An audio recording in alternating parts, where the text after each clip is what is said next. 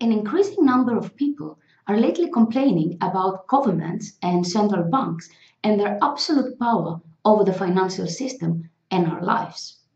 Some even go as far as to call them dictatorships.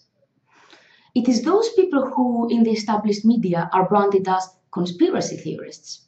I'm sure you all know such people, or you might even be one of them. Giving somebody such a name certainly makes them appear less important, but does not strip them of the argument. So governments and big banks stand accused. The accusation is not really a new one, it's been around for a while. The only difference is that it had never really been accepted by the general public. You see, the average person didn't really want to hear about the evils of the monetary system. At the end of the day, he didn't understand much about it. The average person was happy to continue using the usual money to buy food, clothes, cars, etc. The average person was not willing to acknowledge the accusations out of fear about what might happen without the usual money. The recent financial crisis, however, started to shake things up. We've now reached a point where so many average people are running out of the usual money that they are forced to rethink and reevaluate. And it is exactly at this point in time that the brand new currency has appeared, the Bitcoin. If governments are truly not dictatorships, they won't mind about it. But if they are, they will attack it because it challenges their scam.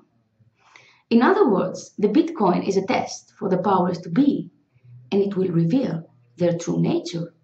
After all, what honest reasons are there to attack an inherently peaceful tool for transferring value? Let's take a closer look at the two most popular arguments against the Bitcoin. Argument number one, the Bitcoin can be used for money laundering. Of course it can. Any currency can be used for money laundering. Euros, dollars, and pounds are used for money laundering every day. Every drug dealer, terrorist, pornographer, and criminal of any type are using government money right now. Oh, and they're using the telephone system and mail and the banks and a wide range of government services.